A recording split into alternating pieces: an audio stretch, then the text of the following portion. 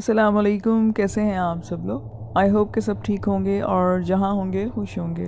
Story सुनाने से पहले आपसे रिक्वेस्ट है कि चैनल को सब्सक्राइब कर लें, और अगर आप भी स्टोरी सेंड करना चाहते हैं तो मेरे व्हाट्सएप नंबर पर सेंड कर सकते हैं।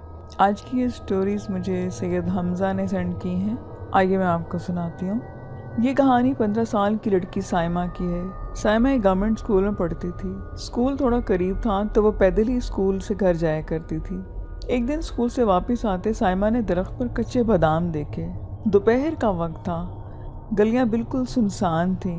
तभी किसी एनर्जी ने उसे दरख्त से धक्का देकर गिरा दिया तो वो एकदम से डर गई और भागती भागती घर आ गई। घर आके उसने सारा वाकया अपनी माँ को बताया। माँ ने कहा कि तुम्हारा पाँव स्लिप हो गया होगा। ये सुनकर साइमा को तसल्ली हुई और वो फिर सो गई।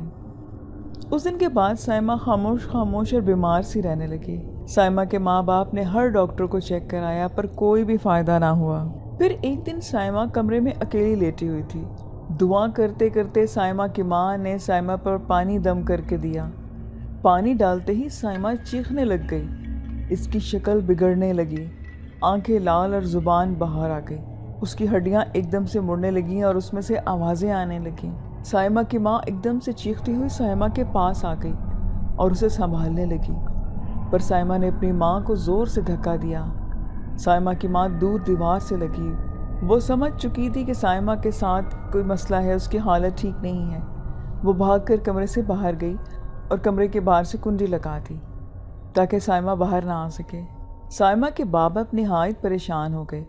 उन्हें कुछ भी समझ नहीं आ रहा था कि क्या करें। साइमा के माँ बाप एक बाबा को साथ लेकर आए और बाबा ने साइमा को बेड के साथ बांध दिया और तावीज़ उसके हाथ पर बांध दिया। कोई अमल पढ़ने लगे।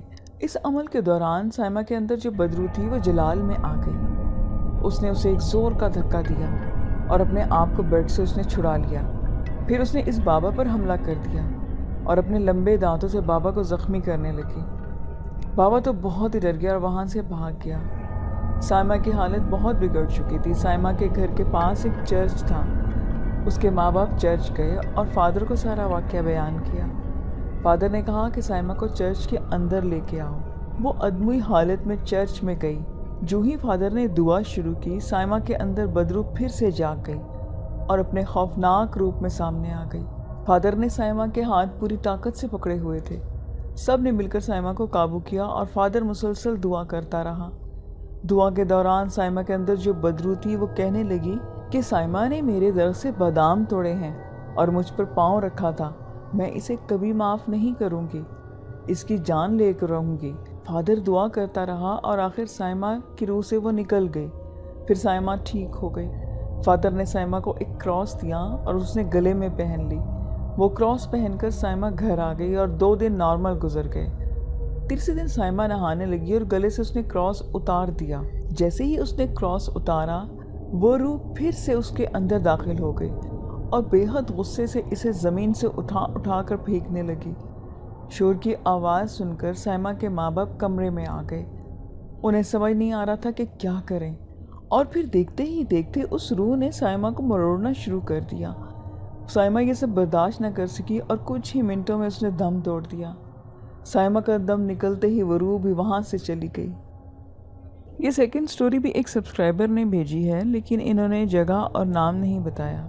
आइए मैं आपको उन्हीं की ज़ुबानी सुनाती हूँ। शाम का वक्त था। हम चारों दोस्त मैदान में क्रिकेट खेल कर जा रहे थे। इन दिनों स्कूल की छुट्टियाँ थी, इसलिए मेरा और अदरीस, फारूक और एहसन और अमीन का रोज़ का ये रूटीन थी। हम शाम में क्रिकेट खेलते थे और दिन ढलने पर अपने अपने घरों को लौट जाते। आज हमें क्रिकेट खेलते हुए वक्त का एहसास ही नहीं हो रहा था। मगरिब होने को थी और सूरज ढलने का मंजर देखकर हम बुरी तरह से चौंके कि मगरिब हो रही है और हम अभी तक क्रिकेट खेलने में मगन हैं। मैंने कहा कि वाकई तुम ठीक कह रहे हो, इस वक्त हमें घर पर होना चाहिए। घर वाले भी क्या सोच रहे होंगे कि ये आज कहाँ रह गए। तो अदरीस ने कहा कि पता नहीं क्यों हमारे गाँव के लोग बच्चों को ज़्यादा देर बाहर क्यों नहीं रहने देते। हमसे अच्छे शहर के बच्चे हैं जो रातों को देर तक घर से बाहर घूमते फिरते रहे हैं। अमीन ने कहा कि बेवकूफ़, शहर में भूत चुड़ैल वगैरह या आसिबी क़ुव्वतें नहीं होती, इसलिए शहर के लोग अपने बच्चों को घर से बाहर देर तक खेलने की इजाज़त दे देते हैं। تو امین نے کہا کہ آسیبی کوفتے کیا گاؤں میں ہی رہتی ہیں؟ احسن نے کہا کہ سنا یہی ہے کہ آسیب کا ٹھکانہ زیادہ ویران علاقے اور کھنڈرات جیسی جگہ پر ہوتا ہے، اور کوئی ان کی حدود سے چلا جائے تو پھر اسے مختلف طریقوں سے تنگ کرتے ہیں۔ میں نے کہا کہ یہ انسانوں کو تنگ کیوں کرتے ہیں؟ تو فاروق کہنے لگا کہ یہ انسانوں کو پسند نہیں کرتے اور انہیں اپنا دشمن جانتے ہیں، اس لیے انسانوں کو تنگ کرتے ہیں۔ پھر میں نے ان کی نالج میں اضافہ کیا کہ یہ انسانوں کو تنگ کرتے ہیں، تو احسن نے کہا پھر ہم نے اپنا سامان جلدی سے سمیٹا اور گھر کو روانہ ہو گئے۔ گھر جاتے ہوئے ہمارے راستے میں ایک پرانا قبرستان پڑتا تھا، اور جب ہم قبرستان کے نزدیک پہنچے تو شام ڈھل چکی تھی اور رات کی تاریکی ہر چیز کو اپنے حصار میں لے رہی تھی۔ ہم کبھی رات میں قبرستان نہیں آئے تھے، اس لیے ہمیں قبرستان آنے پر خوف سا محسوس ہو رہا تھا۔ نہ چاہتے ہوئے بھی ہم گھر جانے کو راستے سے گزرنا تھا۔ ہم نے ایک دوسرے کو دیکھا اور پھر ڈرتے ڈرتے قبرستان میں قدم رکھ دیے۔ چند قدم ہی آگے بڑھے تھے کہ ہم پر جو خوف کی لہر طاری تھی، خیر ہم نے اپنے قدم تیز تیز بڑھانے لگے کہ اچانک امین کا ایک پیر کچی قبر پر پڑا اور وہ دھڑام سے قبر کے اندر گر گیا۔ قبر میں گرتے ہی امین کی چیخ نکل گئی۔ اسے چیختا دیکھ کر ہم بھی چلتے چلتے سہم گئے۔ ہم نے ڈرتے ڈرتے قبر کے اندر جھانک کر دیکھا، امین ایک ڈھانچے سے لپٹا ہوا تھا۔ امین جلدی باہر آؤ، میں نے ڈرتے ڈرتے اپنا ہاتھ اندر کی طرف بڑھایا۔ امین نے پلٹ کر میری طرف دیکھا اور جلدی سے میرے بڑے ہوئے ہاتھ کو تھام لیا اور قبر سے باہر آ گیا۔ قبرستان کے ختم ہونے کے بعد احسن کو ایک مذاق سوچا اور وہ بولا کہ امین جس ڈھانچے سے تم لپٹے ہوئے تھے، کیا وہ تمہارا کوئی بچھڑا دوست تھا؟ تو امین نے اس کی بات کا جواب دینے کے بجائے اسے گھورا۔ اندھیرے میں اس کی آنکھیں ایسی ہو رہی تھیں جیسے سرخ انگارہ ہو۔ احسن اس کے چہرے کو دیکھ کر حیرت زدہ ہو گیا اور اس کی دوبارہ ہمت نہ ہوئی کہ امین کو کچھ بولے۔ ہم نے خاموشی سے باقی کا سفر کاٹا اور اپنے اپنے گھر آ گئے۔ پھر دوسرے دن جب دوبارہ دوپہر کو ہم امین کے ساتھ کھیلنے گئے تو دیکھا کہ اس کی امی گھر کے دروازے پر بیٹھی تھی اور ان کے چہرے سے لگ رہا تھا کہ وہ بہت پریشان تھی۔ کیا بات ہے، آپ بہت پریشان لگ رہی ہیں؟ میں نے ان کے سلام کر کے پوچھا کہ کیا بتاؤں بیٹا، میں رات سے بہت پریشان ہوں۔ ایسی کیا بات پریشانی کی ہے؟ ایسا نے ان سے پوچھا تو وہ بولی کہ رات کو جب امین آیا تو اسے بھوک لگ رہی تھی اور وہ یہی بات پکار رہا تھا۔ رات کو میں نے 50 روٹیاں پکا کر دی تھی، پھر بھی اس کی بھوک ختم نہیں ہوئی، اور ابھی بھی صبح میں بہت سی روٹیاں بنا کر اس کو دی ہیں، پھر بھی وہ کہہ رہا ہے کہ مجھے بھوک لگ رہی ہے، روٹی دو۔ ایک وقت میں وہ بہت سی روٹیاں کھا جاتا ہے، اس کی بھوک ختم ہی نہیں ہو رہی۔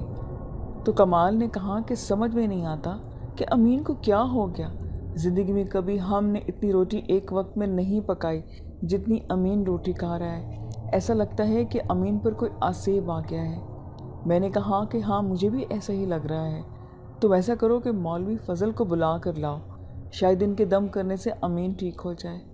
امین کی امی نے کہا کہ ابھی انہوں نے اتنا ہی کہا تھا کہ اچانک سے دروازہ کھلا اور ایک دم سے امین سامنے آیا۔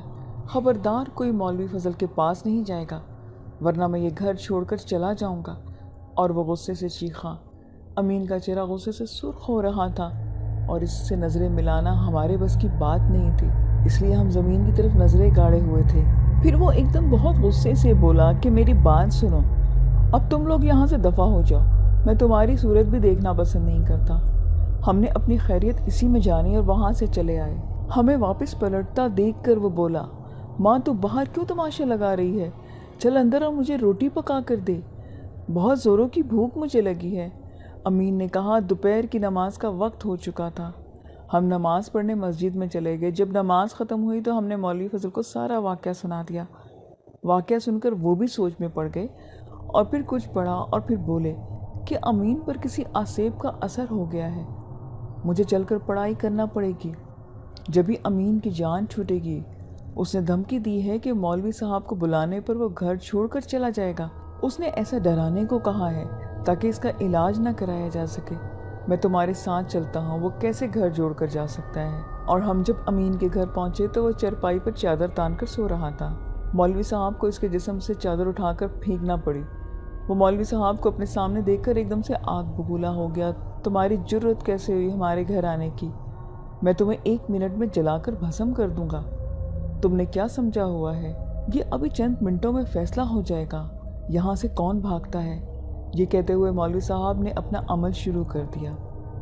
امین کچھ دیر غصے کی حالت میں رہا، پھر اس کا غصہ ٹھنڈا پڑنے لگا اور وہ فوراً سے مولوی صاحب کے پاؤں پڑ گیا۔ خدا کے لیے عمل مت پڑے ورنہ میں جل کر خاک ہو جاؤں گا۔ مولوی فضل بولے کہ تم اس بچے کو کیوں تنگ کر رہے ہو؟ وہ مجھے پہلے اس نے تنگ کیا تھا، اس نے انتقاماً میں ایسے کر رہا ہوں۔ اس نے ایسا کیا کر دیا؟ مولوی صاحب نے اس سے پوچھا۔ میں قبرستان میں سکون سے سو رہا تھا، اس نے میری قبر کے اوپر کے حصے کو توڑا اور خود اندر گھس کر میرے ڈھانچے سے لپٹ گیا۔ مجھے اس کی یہ حرکت اچھی نہیں لگی اور میں نے اس کو مزہ چکھانے کو ایسا کیا۔ اس نے بتایا اس کا پیچھا چھوڑے گا یا نہیں؟ مولوی صاحب نے ان سے پوچھا۔ چھوڑ دوں گا مگر میری ایک شرط ہے۔ تو وہ کیا ہے؟ امین نے جو کیا ہے آئندہ وہ ایسا نہیں کرے گا اور میری قبر کے اوپر کے حصے کو دوبارہ سے اسی حالت میں لے کر آئے تاکہ کسی اور شخص کو میرے ڈھانچے پر نظر نہ پڑے۔ مولوی صاحب نے کہا کہ ٹھیک ہے، میں تم سے وعدہ کرتا ہوں کہ تمہاری شرط پر پورا عمل ہوگا۔ پھر میں واپس جا رہا ہوں، مجھ سے جو وعدہ کیا ہے اس پر فوری عمل ہونا چاہیے۔ اس کے بعد امین تھوڑی ہی دیر میں اپنی اصلی حالت میں واپس آ گیا اور حیرت سے سب کو دیکھنے لگا کہ سب یہاں پر کیوں جمع ہو، اور مولوی صاحب امین نے کہنا چاہا تم پر آسیب آ گیا تھا تو مولوی صاحب نے اسے بھگایا ورنہ تمہاری امی روٹیاں بنا بنا کر پوری ہو جاتی۔ وہ بولا کہ میں نے کچھ بھی نہیں کیا، میرے پاؤں رکھنے سے قبر کا اوپر کا حصہ پھٹ گیا تھا اور میں قبر کے اندر گر گیا۔ تم لوگوں کو خوف زدہ کرنے کے لیے میں نے ڈھانچے کو اپنی باہوں میں لے لیا تھا۔ امین نے یہ بات بتائی۔ اس ڈھانچے کو تمہاری یہ حرکت پسند نہیں آئی تھی؟ یہ کہتے ہوئے میں نے پوری ڈیٹیل اس کو بتائی۔ میری توبہ میرے باپ کی توبہ جو آئندہ میں ایسا کروں۔ امین نے باقاعدہ سے اپنے کانوں کو ہاتھ لگایا۔ پھر ہم نے مولوی صاحب کی موجودگی میں اس ڈھانچے والی قبر کو دوبارہ سے مرمت کروائی۔ اس طرح امین کی اس آسیب سے جان چھوٹ گئی۔ لسنرز، یہ آج کی شارٹ سٹوریز تھیں۔ آئی ہوپ کہ آپ کو اچھی لگی ہوں گی۔ آپ کو ویڈیو اچھی لگا کرے تو کمنٹ ضرور کیا کریں۔ پھر نیکسٹ ویڈیو میں ملیں گے نیو سٹوریز کے ساتھ۔ اپنا خیال رکھیں، مجھے اجازت دیں۔ خدا حافظ۔